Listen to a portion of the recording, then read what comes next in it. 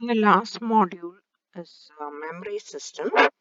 So we have to learn about the RAM, ROM, and some other details. So first we'll be dealing with.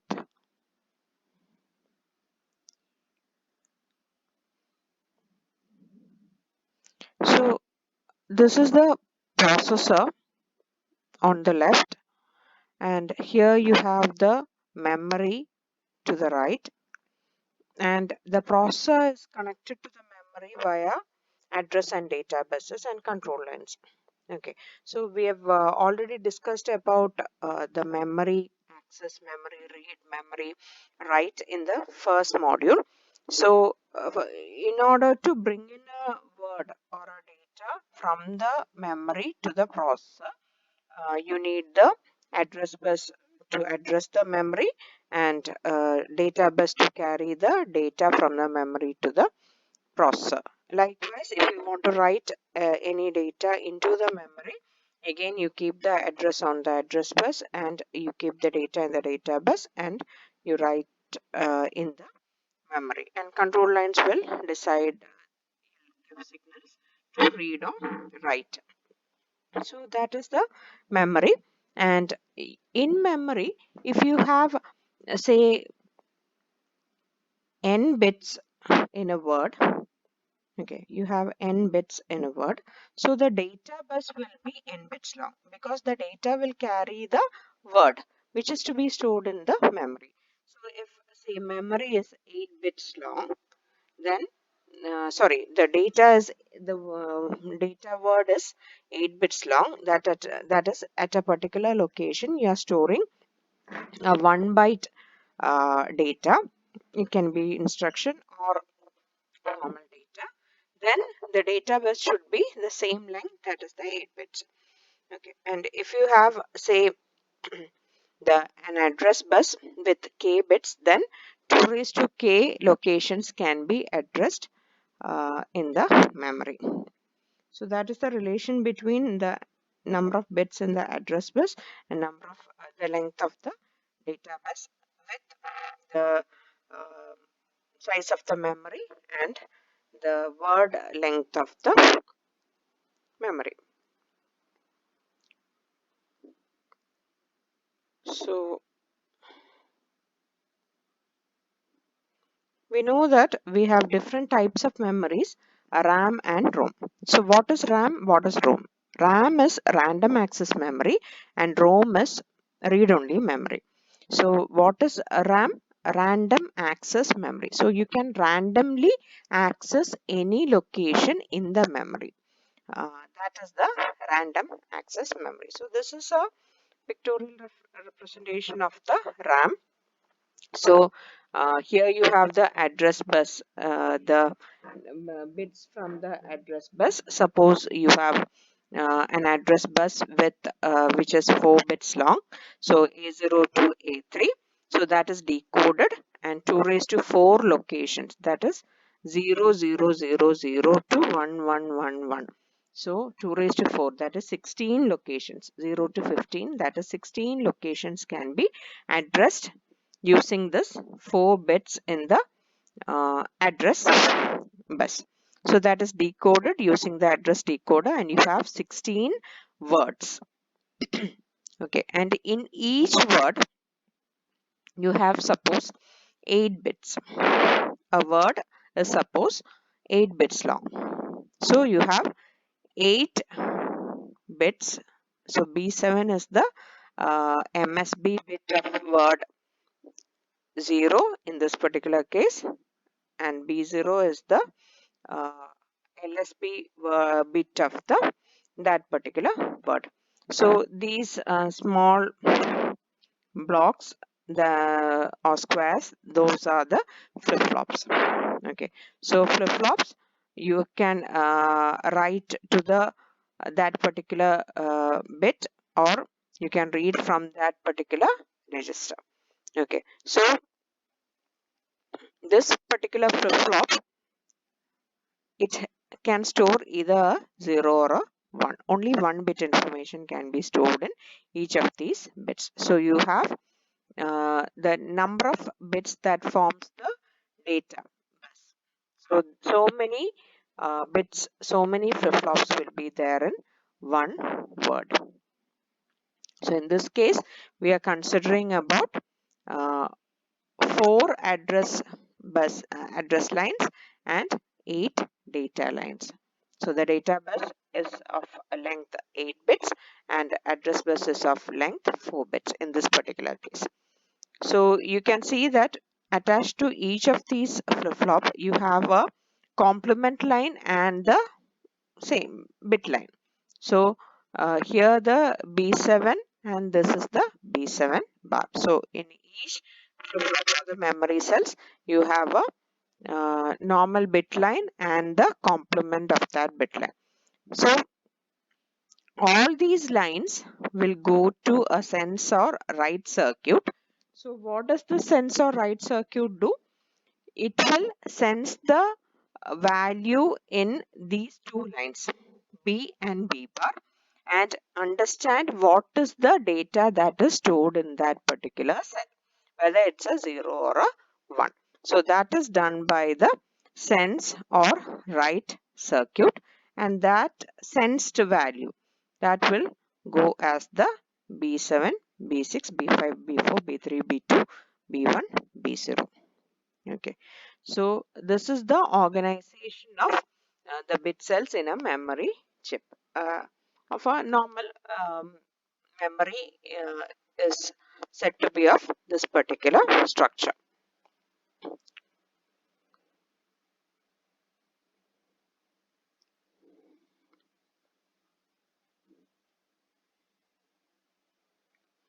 So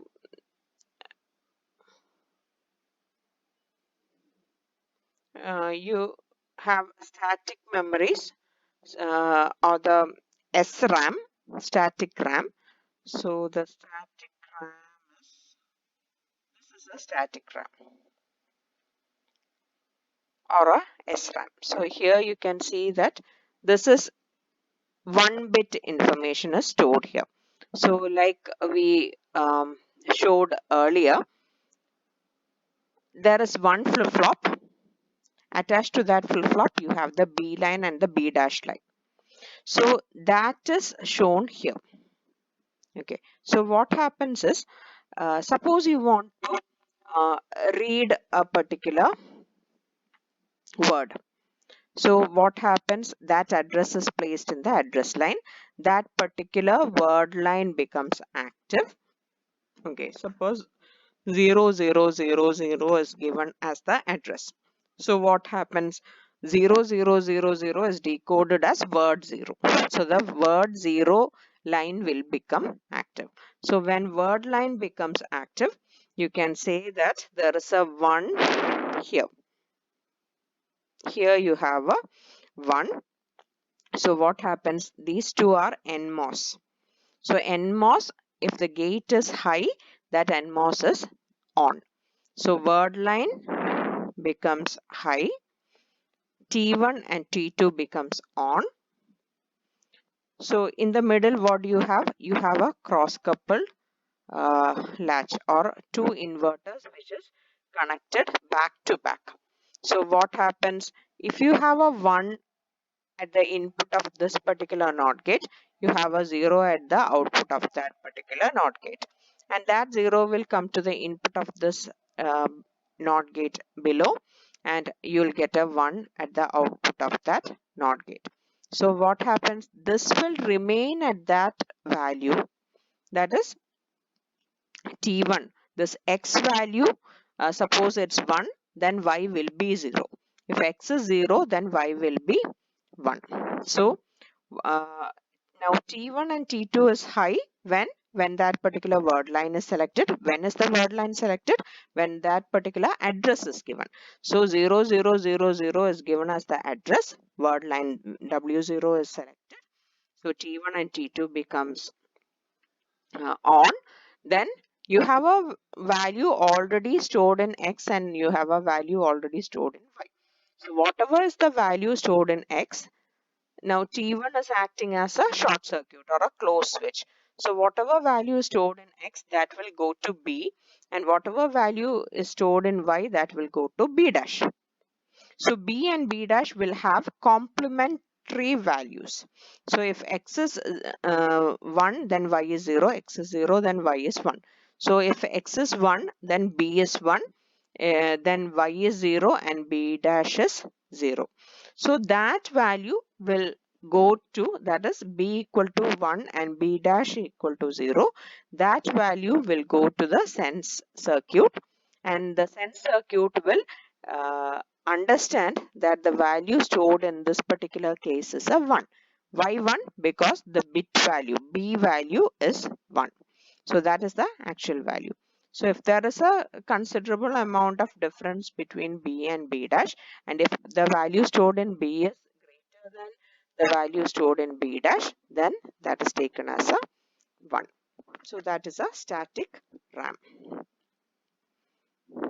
or the SRAM. So this is a modified version of that static RAM.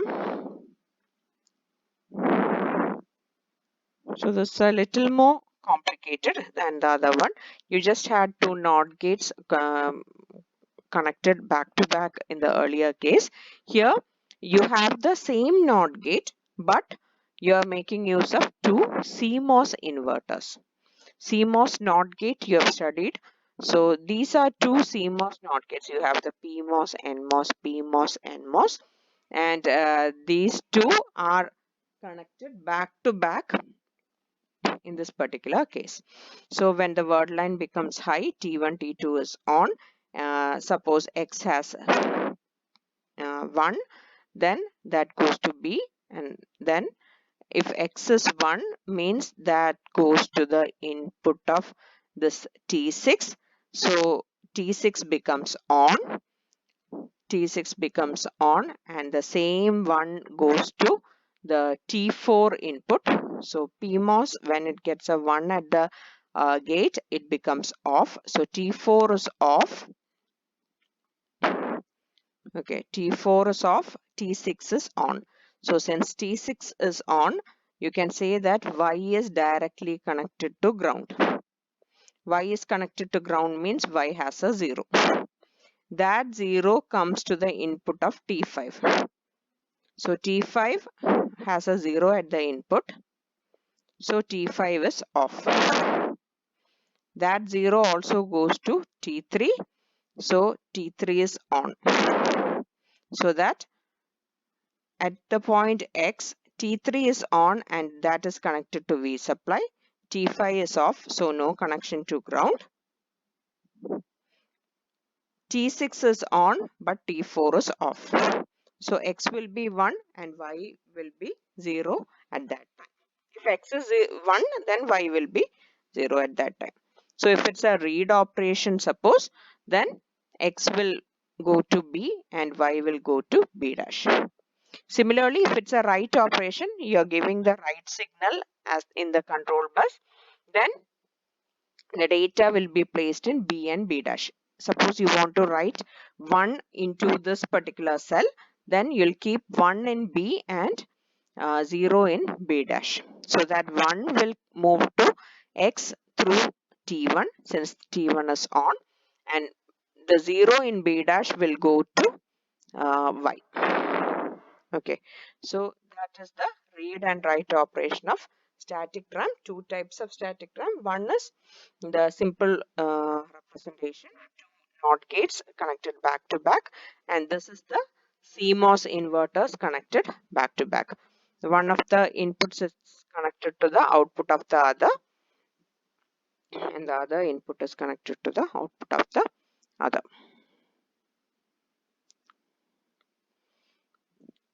Then you have the, so those two were the static RAMs. Then you have the dynamic RAM. So what is the difference between a static and a dynamic RAM? Static RAMs are fast, but the cost is high because the number of transistors is high.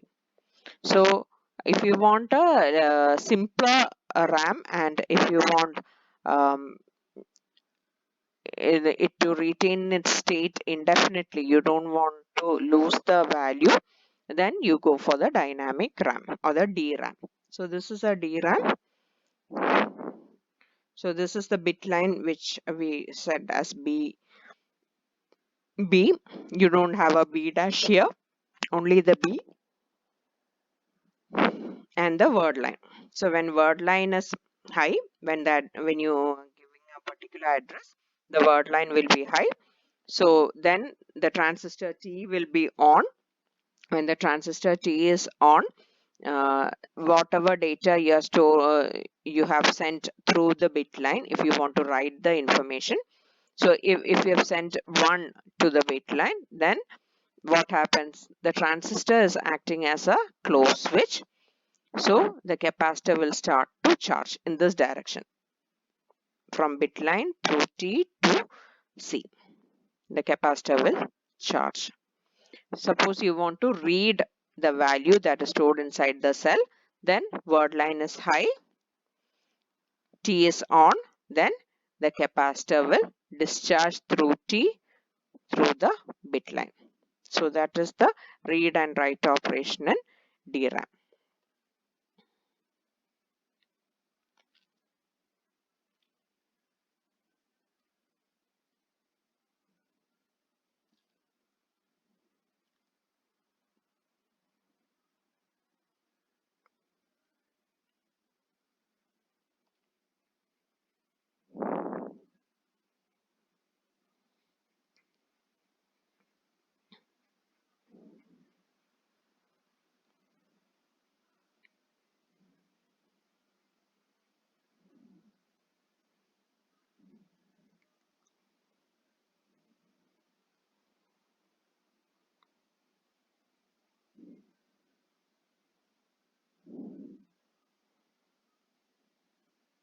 Next, you have the read-only memory or the ROM. So RAM and ROM. What is the difference between RAM and ROM? RAM is volatile. That is, once the power is off, you lose all the data that was stored inside the RAM. ROM is non-volatile, so that you can store it indefinitely inside the ROM. So you don't lose the information stored inside it. So this is a ROM way. This is a ROM cell. So instead of the capacitor in the DRAM, you are keeping a switch here, so or a fuse here. So if you want to connect a 0, want to store a 0, then the switch is closed and you blow the fuse, or this is open if you want to store a 1. So that is the ROM cell. And usually a ROM cell is said to be, you cannot change the value of the ROM, and in the case of PROM or the programmable ROM, you can change the value of the ROM. Okay, so you can program it once by using the fuses. You can either blow the fuse or fuse the fuse. And then you have the EEPROM, which is the erasable programmable read-only memory. You can erase it once, then program it. Or you can also have the electrically erasable programmable read-only memory. So in electrically erasable programmable read-only memory, you can electrically erase the data and then program it once. So that is EEPROM and EEPROM.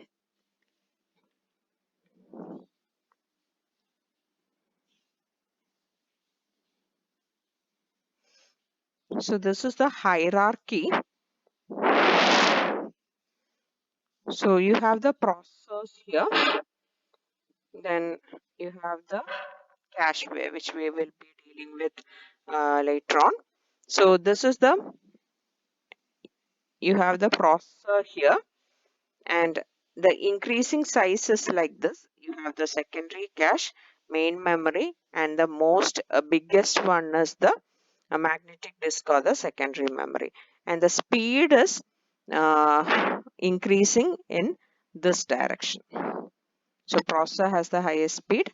Next, the secondary cache, main mem sorry, the so this is the order in which the speed is increased, and this is the increasing cost per bit. So that is the memory hierarchy, the size and speed and the cost. So from registers to magnetic disk, the size is increasing. From magnetic disk to processor, the speed is increasing. Similarly, the cost is also increasing. Next, you have the cache memory. So we know what a main memory is. Main memory is where you store the instructions, some data, etc. Okay. So that is quite a big size. You have the main memory. Next, you have the cache memory. Now, the problem is, see, in the previous block diagram, you can see that, see, here you have the processor. Here you have the processor, and main memory is here. So it is at a distance from the processor. So if you want to fetch a data or an instruction from the main memory to the processor, why fetch it to the processor? Because the processing will happen inside the processor only. So in order to fetch the data or the instruction from the main memory to the processor each time, it will take some time delay. Okay, so that delay may not be required all the time, and that you can reduce, that delay you can reduce by making use of the cache. So you can see that you have a cache inside the processor and you have another cache outside the processor, but nearer than the main memory. So you have the processor. Inside the processor you have a primary cache, then outside the processor you have a secondary cache, and after the secondary cache only you have the main memory. So main memory is at a larger distance than the secondary cache, and primary cache is situated inside the processor itself. Okay, so if you want to transfer some data from the main memory to the processor, what we'll do is we'll either keep it inside the secondary cache or the primary cache, depending on how frequently you need this particular data or instruction or set of instructions or set of data.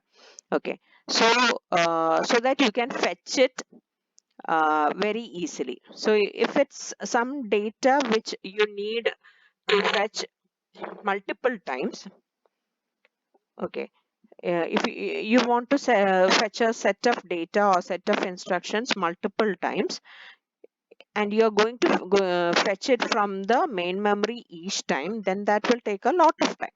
So instead of that, what you'll do is that set of data or instructions, you'll keep it inside a cache, and this cache, fetching from the cache is taking much lesser time than fetching from the main memory. So that is the use of a cache.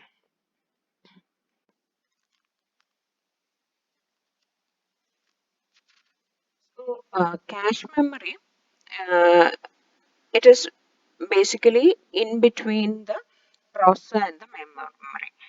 We told that there is one cache which is inside the processor and the another cache which is outside the processor. So basically it acts as an interface um, between the main memory and the processor.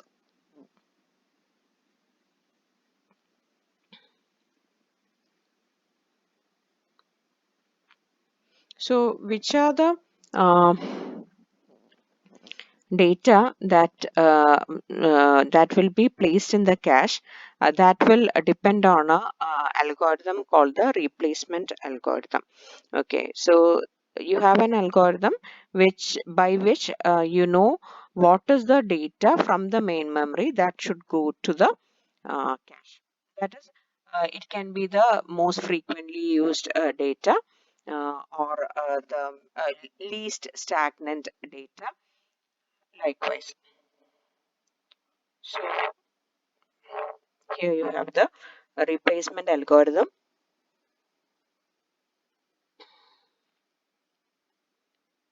Replacement algorithm. So the collection of rules to make the decision as to which is the block of data that should be moved into the cache. That is the replacement algorithm. So what happens is, if the processor wants a particular data, it can be an instruction or a data. So what it does is, it will issue this request. It wants to read a particular data or write to a particular word, modify a word or read a particular word. So it will give the read or write signal, the control signal. So if it is sent if it sends the read request to say cache, then maybe the cache has that data. Okay, the cache has the particular word inside it. Then it is called a hit, HIT. Okay, if that particular data which the processor wants to read or write is not there in the cache, then it's a miss. Okay, so that's a hit or a miss. So hit means it is there, miss means it's not there. So if the processor is trying to read a particular word and if it is there, then it is a read hit. If it wants to read a particular word and it is not there in the cache, then it is a read miss. Likewise, you have a write hit and a write miss.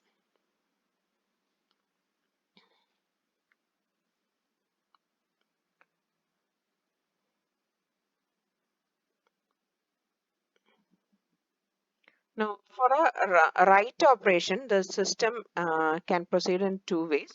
First is the write through protocol. So, in write through protocol, what happens is that the cache and the memory location. See, a particular word in the cache, it has a copy in the main memory. Okay, suppose you have a word 0 in the main memory, and suppose that particular word 0 is frequently accessed by the processor. So a copy of the word 0 is placed in the cache also. But that does not mean that it's not there in the main memory. A copy is there in the main memory also. So write through means you're modifying the word both in the cache and in the main memory. So that is write through. And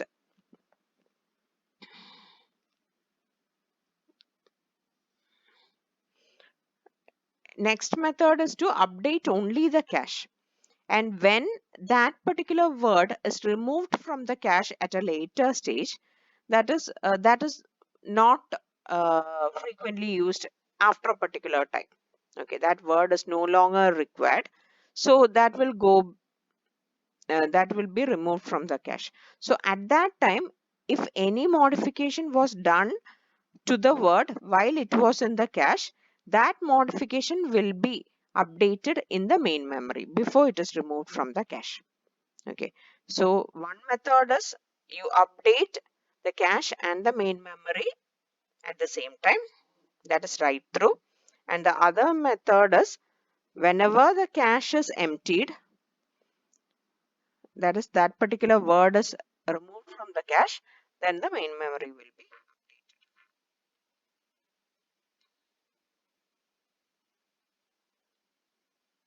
So when it is updated, whenever the cache data is updated, there is a bit or a flag which is set.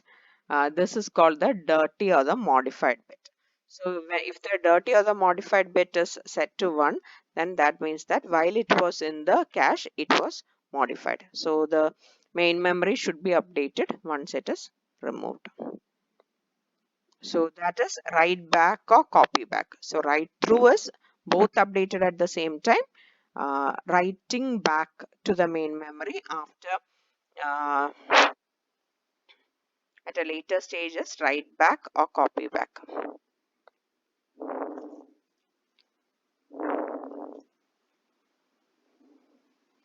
The same case with the read, you have the load through.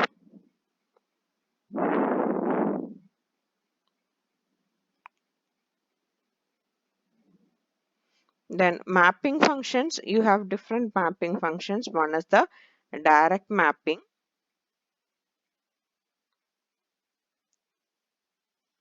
Another is the associative mapping.